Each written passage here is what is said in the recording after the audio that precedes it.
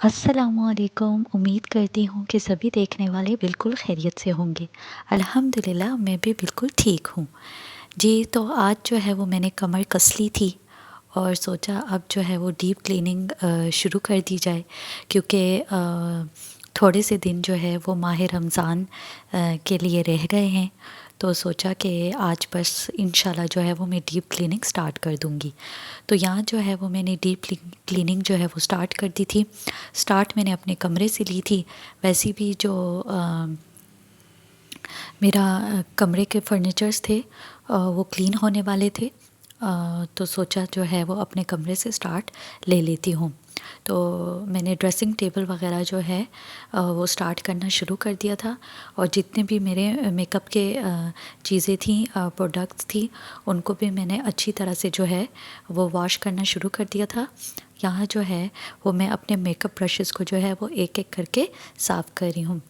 अच्छा, इनको मैं ऐसे साफ़ करती हूँ कि कोई भी आपके पास यानी इस तरह का जो है वो सुराखों वाला वो हो, तो उसमें जो है वो मैं थोड़ा सा शैम्पू डाल देती हूँ। शैम्पू नहीं, जो हैंड वॉश नहीं होता उसको मैं डाल देती हूँ, और फिर उसी से जो है वो ब्रश को रगड़ रगड़ के जो है वो सारे ब्रशेस को जो है वो एक एक करके साफ़ कर देती हूँ। सर्फ़ से जो है वो कभी भी मेकअप ब्रशेस को साफ़ ना कीजिएगा। आप लोग में से काफ़ी देखने वालों को पता भी होगा, लेकिन सोचा फिर भी यहाँ मैं आपको बता दूँ, जो हैंड वॉश होते हैं उसी से आप उनको वॉश कर लिया करें। तो मेकअप ब्रशेस जो है वो मैंने अच्छी तरह से साफ़ कर लिए थे, और यहाँ जो मेरा मेकअप ऑर्गेनाइज़र था उसको मैंने अच्छी तरह से वॉश कर लिया था। देखिए किस कदर जो है वो ये साफ़ हो गया है। तो इस तरह से मैंने अपने ड्रेसिंग टेबल अच्छी तरह से जो है वो साफ़ कर लिया था, और जितनी भी चीज़ें थी उन तमाम को जो है वो मैंने अच्छी तरह से जो है वो क्लीन कर लिया था। अच्छा, अब मैं आ गई थी रूम में। यहाँ पर जो है सॉरी, टीवी लॉन्च में, और यहाँ जो है वो मैंने वैक्यूम की मदद से जो है वो सारे जो टेब वो थे सोफ़े वगैरह, उनको अच्छी तरह से जो है वो क्लीन कर लिए थे।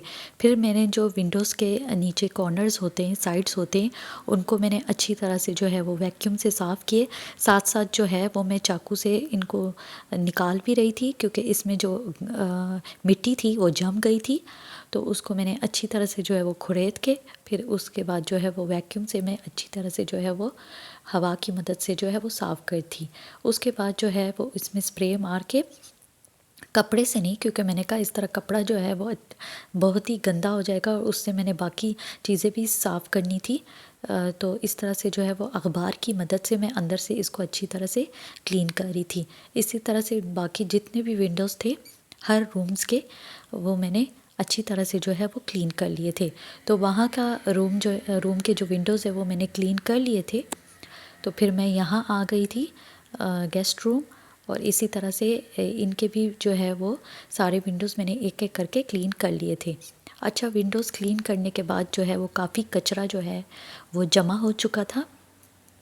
तो सोचा साथ साथ जल्दी से जो है वो झाड़ू वगैरह लगा लेती। तो आप देख सकते हैं किस कदर जो है वो गंद जो है वो जमा हो गया है।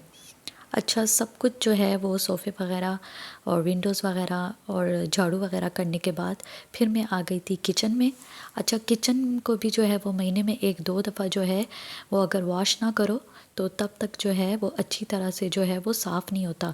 यानी जितना वॉश करने से जो है वो फ़र्श साफ़ होती है, मैं समझती हूँ उतना जो है वो मॉपिंग से साफ़ नहीं होता। तो मैं कहती किचन की जो है वो तकरीबन डेली मॉपिंग तो होती ही है। तो चलो रमज़ान से पहले जो है वो इसको अच्छी तरह से जो है वो वॉश कर लेती हूँ, क्योंकि उसके बाद जो है वो बहुत जल्दी जो है वो वॉश करने की किचन को वॉश करने की ज़रूरत नहीं पड़ेगी।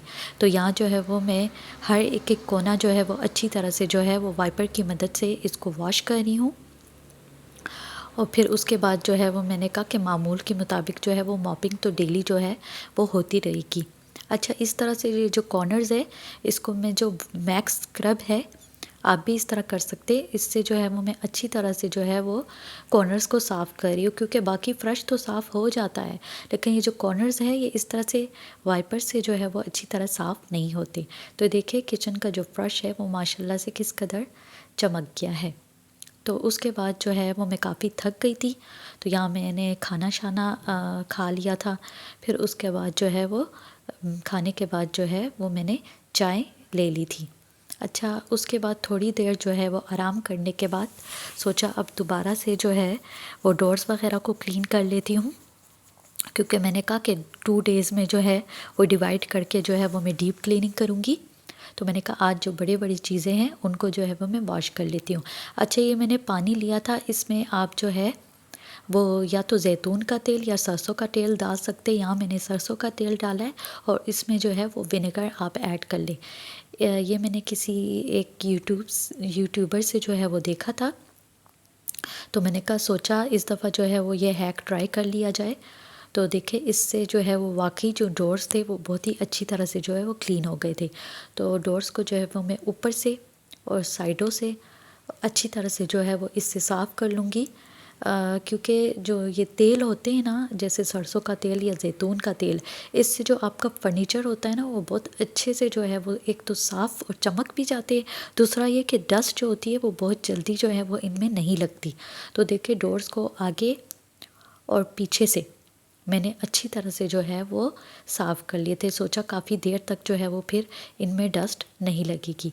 और देखिए डोर्स को जो है वो मैंने अपने रूम का जो डोर है वो तो साफ़ कर लिया था।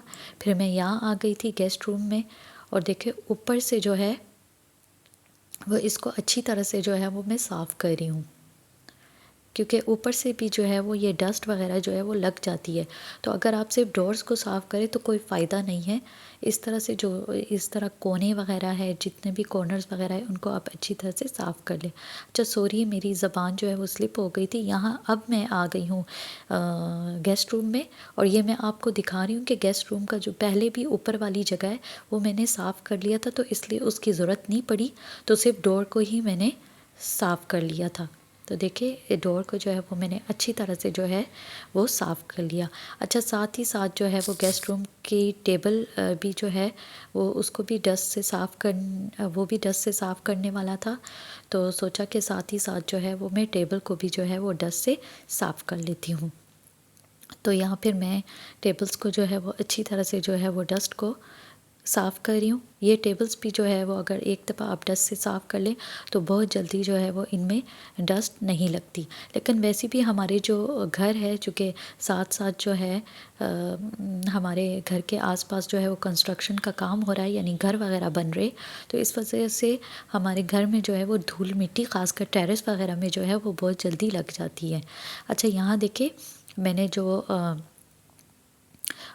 उसका कपड़ा है सफाई वगैरह का, वो भी मैंने अच्छी तरह से वॉश कर लिया था। और यहाँ फिर मैंने नमाज़ अदा कर ली थी, और नमाज के बाद जो है वो कुछ बर्तन वगैरह पड़े थे, तो सोचा बर्तन जो है वो जल्दी से वॉश कर लिए जाए। अच्छा, यहाँ मैं एक बात बताती चलूँ कि मेरे घर की आधी डीप क्लीनिंग अभी रहती है, वो इंशाल्लाह मैं आप लोग के साथ अपने नेक्स्ट ब्लॉग में शेयर करूँगी।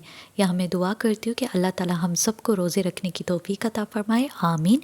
इसी के साथ ही मैं लेती हूँ आप सबसे इजाज़त। वीडियो अच्छी लगी हो तो लाइक और शेयर ज़रूर करें, और कमेंट भी मुझे लाजमी किया करें, और मेरे चैनल को सब्सक्राइब करना ना भूलिएगा। इंशाल्लाह ज़िंदगी रही और सांसें चलती रही तो मैं मिलूँगी आप सबसे अपने नेक्स्ट ब्लॉग में। तब तक के लिए अल्लाह हाफिज़।